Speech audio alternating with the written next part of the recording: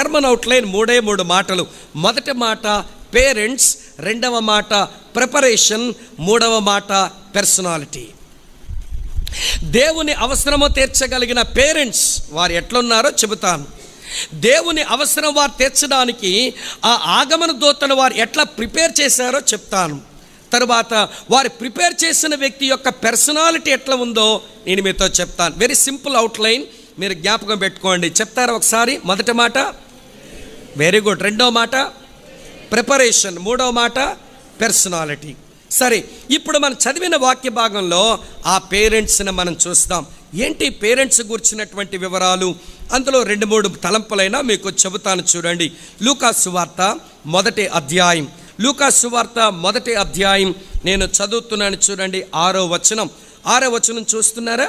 వీరు ఇద్దరు, అమ్మ ఒకరు కాదు, భర్త కాదు, భార్య కాదు, వీళ్ళు ఇద్దరు కలిపి పరిశుద్ధాత్మ దేవుడు మాట్లాడుతున్నాడు. వీరు ఇద్దరు ప్రభు యొక్క సకలమైన ఆజ్ఞల చొప్పునను న్యాయ విధుల చొప్పునను నిరపరాధులుగా నడుచుకొనుచు దేవుని దృష్టికి నీతిమంతులై ఉండిరి. ఈ ఒక్క వచనంలో ఈ పేరెంట్స్ గురించి 2 క్వాలిటీస్ మనకు కనబడతాయి. నాతో ఉన్నారా? ఇందులో ఫస్ట్ క్వాలిటీ ఏంటనంటే దేర్ పొజిషన్. వారు ఏ స్థానాన్ని వారు కలిగి ఉన్నారు. ఏంటి వారు కలిగి ఉన్న స్థానం అంటే, వారు దేవుని దృష్టిలో వారు ఎట్లై ఉన్నారట? చెప్పండి, వారు ఎట్లై ఉన్నారట? నీతిమంతులై ఉన్నారు. నీతిమంతులై ఉన్నారు. ఇప్పుడు ఒక మాట మిమ్మల్ని అడగాలి, అసలు నీతిమంతులు అవ్వడం అంటే ఏంటి? నీతిమంతులు అవ్వడం అంటే ఏంటి? నీతిగా బ్రతకడమా? అది క్రియల మూలంగా వచ్చే నీతి. దాని గురించి బైబిల్ ఒప్పుకోదు. మరి నీతిమంతులుగా ఉండడం అంటే ఏంటి? దేవుని దృష్టి ఎదుట నువ్వు ఎన్ని మంచి క్రియలు చేస్తే నీతిమంతురాలు కాగలుగుతావు? మీరు ఎన్ని నీతి కార్యాలు చేస్తే దేవుని ఎదుట మీరు నీతిమంతుడని మీరు అనిపించుకోగలరు? మనం ఎన్ని చేసినా కానీ మన దగ్గర లోపమే ఆయన చూస్తాడు. మన క్రియలను బట్టి నీతిమంతులం అవుదామని ప్రయత్నం చేస్తే ప్రియులారా, ఎన్ని మంచి క్రియలు చేసినా కానీ ఖచ్చితంగా దేవుని దృష్టిలో మనం పాపులుగానే కనబడతాం. ఇది ఎట్లుంటుందో చెప్తాను చూడండి. కొంతమంది మేము మంచి నీతి కార్యాలు చేస్తున్నాం కదండి, లంచం తీసుకోవట్లా, ఎవరికి అన్యాయం చేయట్లా, చర్చికి పోతున్నాం, కానుకలు ఇస్తున్నాం, ఎవరైనా అవసరాలు ఉన్నారని తెలిస్తే వారికి సహాయపడుతున్నాం, మేము నీతిమంతులం అనుకుంటారు. వినండి, మీ నీతి ఎంత గొప్పదైనా క్రీస్తుకు వేరుగా నీ క్రియలను బట్టి సంపాదించుకున్న నీతి దేవుని దృష్టికి యోగ్యమైన నీతి కాదు. ఇది ఎలా ఉంటుందంటే, కుండ నిండా పాలు పోస్తేమి, కుండ నిండా పాలు పోసాం, ఎవండి ఈ పాలన్నీ మన నీతి క్రియలు. మనం అనుకున్నాం కుండ నిండా ఎవండి కల్తీ లేని నికరమైన ఖచ్చితమైన తెల్లని పాలు నేను వేసాను అనుకున్నాం. వేసిన తర్వాత కొద్దిసేపు చూడగానే ఆ పాలు ఇట్లా పెట్టి చూస్తే పాలన్నీ విరిగిపోయినాయి. అదేంటి ఇట్లా విరిగిపోయినాయి? నేను అన్ని ప్యూర్ మిల్కే వేశాను కదా, ఇందులో ఏ కలంకం లేని వేశాను కదా, ఈ కుండలో పోసాను కదా, మరి ఏమైపోయినాయి నా పాలన్నీ ఇరిగిపోయే కారణం ఏంటనంటే, నీకు తెలియదు ఆ కుండ లోపల ఎక్కడో చిన్న మజ్జిగ బిల్లుంది, చిన్న పెరుగు ముక్కుంది. నువ్వు పోసినటువంటి కుండ నిండా పాలే, కానీ నీ లోపల ఉన్న చిన్న ఆ పెరుగు ముక్క ఈ పాలన్నీ ఏం చేసింది అన్నట్టు? చెప్పండి, మాట్లాడండి, ఏం చేసింది అన్నట్లు? విరిపేసింది. కనుక నీ నీతి కార్యాలు కుండ నిండా వేసినంత పాలు లాంటివైనా నీ లోపల ఉన్న పాప నైజం అనే ఆ పెరుగు ముక్క నీ పాలన్నీ విరిచేస్తుంది. అంతే, నీ నీతి కనబడదు ఇంకా దేవుని ఎదుట. కాబట్టి దేవుని ఎదుట నీతిమంతులు అవ్వడం అంటే, వీళ్ళిద్దరూ హస్బెండ్ అండ్ వైఫ్, వీళ్ళిద్దరూ దేవుని ఎదుట నీతిమంతులుగా వారు ఒక మంచి పొజిషన్లో ఉన్నారంటే వారు ఎట్లా నీతిమంతులు అంటే 2 మాటలు మీతో చెప్పాలి. మొదటి మాట, వారు క్షమాపణ పొందారు. రెండవ మాట, వారి పాపం యొక్క రికార్డ్ అంతా తుడిచివేయబడింది. Forgiveness and forgetfulness. దేవుడు క్షమించాడు, వారిని క్షమించడంతో పాటు వారి పాపాన్ని మర్చిపోయాడు ఆయన. అందుచేత వారు దేవుని ఎదుట నీతిమంతులుగా వారు కనబడగలుగుతారు. వింటున్నారా ఈ మాట? ప్రభువైన యేసుక్రీస్తు, భార్యాభర్తలారా వినండి, ప్రభువైన యేసుక్రీస్తు మన పాపాలని క్షమించే విషయంలో ఉత్తిగా క్షమించేవాడు మాత్రమే కాదు, క్షమించిన దాన్ని ఆయన మర్చిపోయేవాడు కూడా. అలా అని చెప్పి ఆయనకి మతిమరుపు ఉందని అనుకోకండి. నీలాంటోడు కాదు, నాలాంటోడు కాదు ఆయన. ఆయనకేమీ మతిమరుపు లేదు.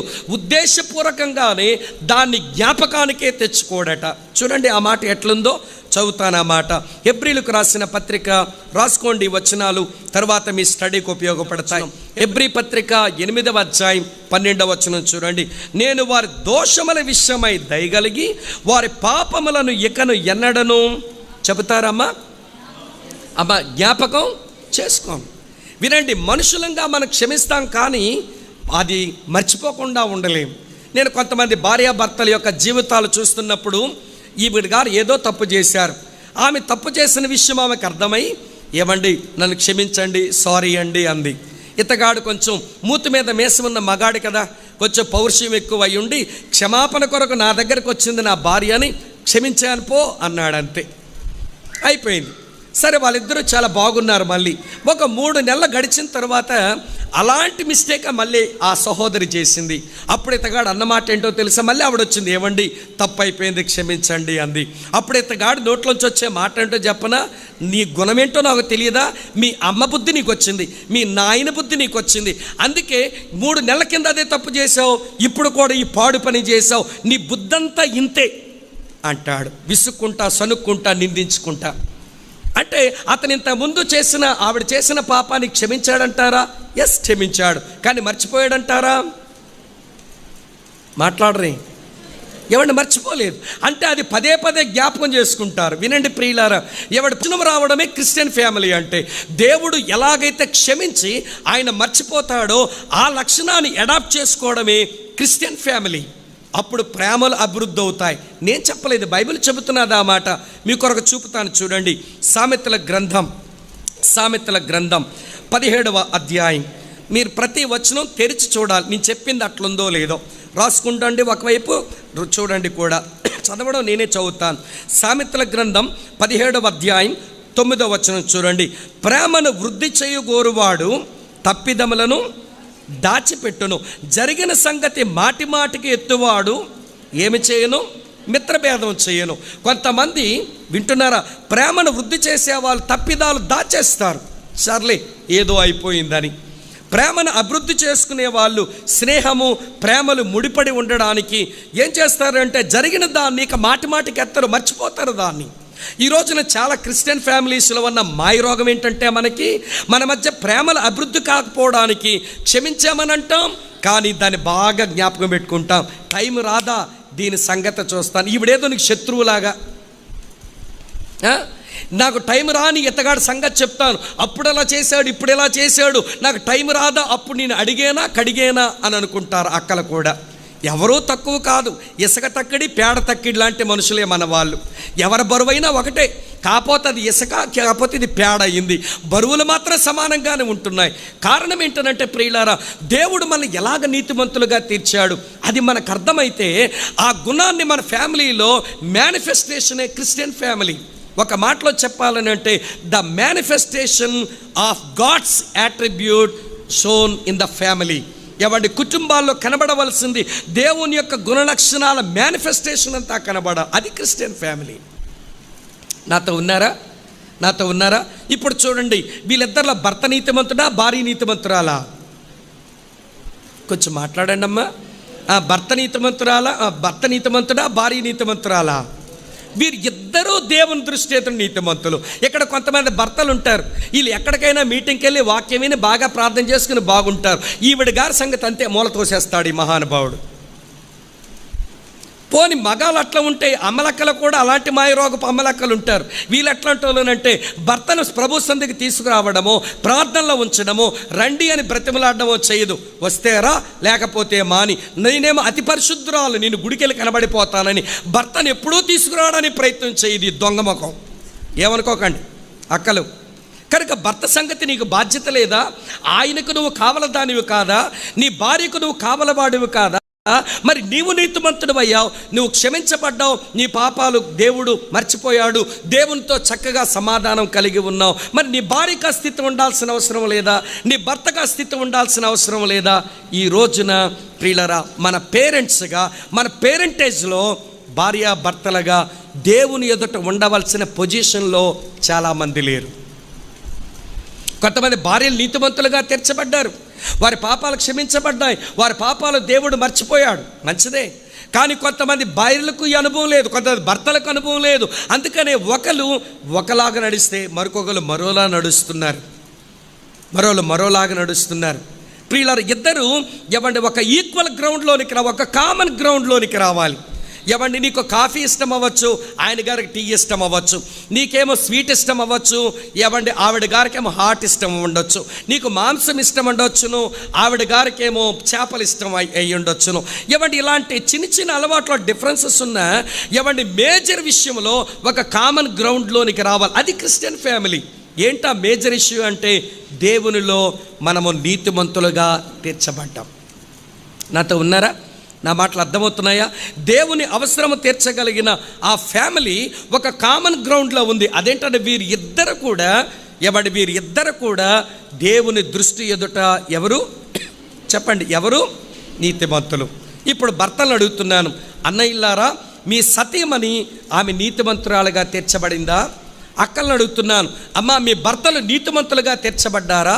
వాళ్ళ పాపాలు క్షమించబడ్డాయని, దేవుడు వాటిని మర్చిపోయాడు అనే విషయం ఒకరికొకరు బోధించుకొని ఇద్దరూ కలిసి నీతిమంతులు కానీ దేవుని దృష్టి ఎదుట ఉన్నారా అన్నది ఒక ప్రశ్న. మీరిద్దరూ అట్లా కానప్పుడు మీరు అవసరాలు తీర్చుకోవడానికే దేవుని ముందుకు వస్తారు కానీ దేవుని అవసరం తీర్చగలిగిన వారుగా మీరెప్పుడు ఉండలేరు అనే విషయం మీరు మొదటగా గుర్తించాలి. నీతిమంతులుగా తీర్చబడ్డ వెరీ సింపుల్.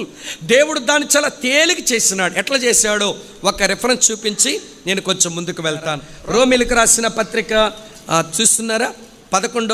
5వ అధ్యాయం 1వ వచనం చూడండి, ఏముంది అక్కడ? కాబట్టి విశ్వాసమూలమున చెప్తారా? విశ్వాసమూలమున ఏమైతేమి నీతిమంతులుగా తీర్చబడ్డాం. చాలు. క్రీస్తు యేసునందల విశ్వాసం, నీ అంతరంగంలో జరిగిన పశ్చాత్తాపం అది ఏం చేస్తున్నదనంటే నిన్ను నీతిమంతులుగా నిన్ను తయారు చేస్తున్నది. ఇటువంటి సింపుల్ గాస్పల్ నుంచి నీ భర్త పోవడం, ఇటువంటి ఒక తేలికపాటి సువార్త నుంచి నీ భార్య దూరంగా అయిపోవడం ఎంత గొప్ప నష్టమో మీరే ఆలోచించాలి. నెంబర్ 2, ఈ పేరెంట్స్ దగ్గరికి వద్దాం. మొదటగా వారు దేవుని అవసరం తీర్చగలుగునట్లుగా వారు కలిగి ఉన్న పొజిషన్ దేవుని ఎదుట నీతిమంతులు. నెంబర్ 2, రెండవ సంగతి చెప్తాను చూడండి, మళ్ళీ 6వ వచనంలోని, వీరిద్దరూ ప్రభు యొక్క సకలమైన ఆజ్ఞల చెప్పునను న్యాయ విధుల చెప్పునను ఎట్లున్నారటమ్మా? నిరపరాధు. ఇది వారి కండిషన్. వారి పొజిషన్ రైచియస్ పీపుల్, వారి కండిషన్ బ్లేమ్లెస్ పీపుల్. ఇద్దరిలో ఒకరా? ఇద్దరు కలిసా? అమ్మ చెప్పండి. వీళ్ళిద్దరూ కలిసి వీరు నిరపరాధులు. అంటే నిరపరాధులు అంటే ఏ పాపము లేదని కాదు అక్కడ అర్థం. నిరపరాధులు అంటే అర్థం ఎవడి వారికి ఏదైతే తెలుసో ఆ తెలిసినంత మేరకు సరిగా బ్రతకడం, మేలైనది ఏదో తెలుసు ఆ మేలు చేయడం, చెడు ఏదో వాళ్ళకి తెలుసు ఆ చెడు చేయకుండా ఉండడం. అంటే అర్థం ఏంటో తెలుసా? వారికి ఏమైతే తెలుసో ఆ మేరకు ప్రియులారా వారు మేలేంది చేయటం, చెడు చేయకుండా ఉండడం, అట్లా నిరపరాధులుగా ఉండడం. అసలు దేవుని యొక్క మనసే అది. ఏమంటే కుటుంబాలకే మాత్రమే కాదు, వ్యక్తిగతంగా ఇండివిజువల్గా కూడా మనం ఆయన ఎదుట మనుషుల ముందు కూడా నిరపరాధులమై ఉండాలి. అట్లా నిరపరాధులుగా ఉండాలని ఆయన జగత్తుకు పునాది వేయబడక పూర్వమే యేసుక్రీస్తునందు మనలను ఆయన ప్రేమ చేత ఏర్పాటు చేసుకున్నట్ట. ఆ మాట మీ కొరకు చదువుతున్నాను చూడండి. ఎఫెసీయులకు రాసిన పత్రిక 1వ అధ్యాయం చదువుతున్నాను చూడండి ప్రియులారా. 6వ వచనంలో ఇలా ఉంది, మనలను ముందుగా తన కోసం నిర్ణయించుకొని మనము తన ఎదుట పరిశుద్ధులమును నిర్దోషులమునై ఉండవలనని జగత్ పునాది వేయబడక పూర్వమే ప్రేమ చేత ఆయన క్రీస్తులో మనలను ఏర్పరచుకొనెను. చూస్తున్నారా? మన కండిషన్ నిర్దోషులంగా ఉండాలి. మన కండిషన్లో ఎవరు మన మీద అపరాధం వేయనట్లుగా మనం బతకాలి. మీరేమనుకోకపోతా మాట చెబుతాను. సంవత్సరాల తరబడిగా వాక్యం వింటున్నా ప్రభురాత్రి భోజనం దగ్గరికి వచ్చేసరికి మాత్రం ఈ పాట పాడకుండా ప్రభురాత్రి భోజనం దగ్గర రావట్లేదు మన వాళ్ళు. ఏంటా పాట చెప్పనా? అమ్మ బాగా చెప్పారు ఎవరో. ఏంటమ్మా పాట? అపరాధిని. సంవత్సరాల తరబడికి అదే పాట. ఎవడి జీవితకాలము నేను అపరాధిని, కానీ ప్రభువా నన్ను నీతిమంతురాలుగా తీర్చావు, నన్ను నీతిమంతునిగా తీర్చావు, ఇప్పుడు నా కండిషన్ నిరపరాధిగా ఉండే మెట్టు ఇచ్చావని ప్రభువులో ఆనందించడం నేటి క్రైస్తవ కుటుంబాలకు చేత కావడం లేదేమో అని అనిపిస్తున్నది. కనుక ప్రియమైన సోదరి స్నేహితులారా, జాగ్రత్తగా వినండి. వారి పొజిషన్ రైచియస్ పీపుల్, వారి కండిషన్ బ్లేమ్లెస్ పీపుల్. మూడవ సంగతి చెప్తాను వాళ్ళ గురించి. వాళ్ళ యాటిట్యూడ్ ఎలాంటి యాటిట్యూడ్, వాళ్ళు ఎటువంటి యాటిట్యూడ్తో బ్రతికారు ఆ పేరెంట్స్. దేవుని అవసరాలు తీర్చగలిగిన ఒక ఫ్యామిలీ ఎటువంటి యాటిట్యూడ్తో బ్రతకాలో నేను చూపనా మీకు. చూడండి, లూకాసు వార్త 1వ అధ్యాయం, లూకాసు వార్త 1వ అధ్యాయం నేను చదువుతున్నాను. చూడండి 13వ వచనం. అప్పుడు ఆ దూత అతనితో, జకర్యా భయపడకము, నీ ప్రార్థన వినబడినది. వాళ్ళు కలిగి ఉన్న యాటిట్యూడ్ ఏంటనంటే ప్రేయర్ఫుల్ యాటిట్యూడ్, ప్రార్థనాపూర్వకంగా బ్రతుకుతున్నారు. అమ్మ వింటున్నారా? దేవుని అవసరము తీర్చగలిగిన పేరెంట్స్ వారు ఎట్లుంటారంటే ప్రార్థనాపరులుగా ఉంటారు. ఏమంటే ఇక్కడ ఎలిజబెత్, జకర్యాలు వారు ప్రేయర్ఫుల్ పీపుల్. అందుకనే దేవదూత వచ్చి నీ ప్రార్థన వినబడింది. కొంతమంది ప్రార్థన చేస్తారు కానీ ఆ ప్రార్థన దేవుడు విన్నట్టుగా ఉండదు. ఎందుకంటే వారి ప్రార్థన లాస్ట్ టైం వచ్చినప్పుడు చెప్పాను మీ చర్చలో, కొంతమంది గానుగెద్దు ప్రార్థనా వీరులు ఉంటారు. గానుగెద్దంటే అలాగ అక్కడే తిరుగుతూ ఉంటుంది కదా. కొంతమంది వారి ప్రేయర్ అంతా కూడా వాళ్ళ ఇంటి చుట్టే నన్ను దీవించు, నా భర్తను దీవించు, నా పిల్లలను దీవించు, ఈ పాడు ప్రార్థనలు చేస్తారు. మరికొంతమంది ఏమంటే గానుగెద్దు ప్రార్థనా వీరులు కొంతమంది ఉంటే, మరికొంతమంది మున్సిపాలిటీ ఎద్దు ప్రార్థనా వీరులు ఉంటారు. మున్సిపాలిటీ ఎద్దుకు ఎక్కడ చెత్త ఉంటే అక్కడ వచ్చి నిలబడద్దు అంతే, దాన్ని ఆగమని ఎవడు చెప్పక్కర్లా. రోడ్డు పక్కన చెత్త కనబడిందా అక్కడ వచ్చి నిలబడద్ది. అట్లే మన దగ్గర కొంతమంది ప్రార్థనా వీరులు ఈ లోక సంబంధమైన చెత్త, ఆ చెత్త దగ్గర నిలబడతారు. ప్రభువా ఆ ఇల్లు నాకు ఇచ్చేయి, ఆ కారు నాకు ఇచ్చేయి, నా కొడుకుని దీవించేయి, నా కూతురికి పెళ్లి చేసేయి, నన్ను అందనాలు ఎక్కించేసేయి. ఈ రోతను చూసి, దాని వాసన చూసి ఆ రోతను తిని తృప్తి పడేటువంటి మోటు మాట వాడుతున్నాను, కటింగ్ వర్డ్, పందిలాంటి నైజం చాలా ఫ్యామిలీస్ దగ్గర నుంచి పోలా. మీ ఫ్యామిలీ ప్రేయర్లో దేని కొరకు ప్రార్థిస్తాము? ఎలాంటి ప్రార్థనా పరులం మనం? అయితే గానుగెద్దులాగా ఇంటి చుట్టూ తిరుగుతాము, లేకపోతే మున్సిపాలిటీ ఎద్దులాగా రోతన వాసన చూస్తాం ప్రార్థనలో. అది కావాలని తపన పడుతుంటాం. ఏమి ప్రార్థనా పరులమండి మనం? ప్రియులారా, ఎలిజబెత్, జకర్యా అది ప్రీస్ట్ ఫ్యామిలీ. అందుచేత ప్రజలందరి కొరకు ప్రార్థన చేస్తున్నారు. అలాగనే వారికి బిడ్డలు లేరు. ఒక బిడ్డనిస్తే ఏం చేద్దాం అనుకున్నారో కానీ ప్రియులారా, వారి చక్కని ప్రార్థనా పరులు. వారి యొక్క యాటిట్యూడ్ ప్రేయర్ఫుల్ యాటిట్యూడ్. ఇది మీరు గమనించాలి. ఇంతకంటే ఎక్కువ చెప్పను ఆ పేరెంట్స్ గురించి, మధ్యాహ్నం చాలా చెప్పాలి మీకు. కాబట్టి పేరెంట్స్ ఎలా ఉన్నారనంటే వారి పొజిషన్ రైచియస్ పొజిషన్, వారి కండిషన్ బ్లేమ్లెస్ కండిషన్, వారి యాటిట్యూడ్ ప్రేయర్ఫుల్ యాటిట్యూడ్. అట్లా బ్రతికారు. అందుకే వారు దేవుని అవసరాన్ని అద్భుతంగా తీర్చగలిగారు.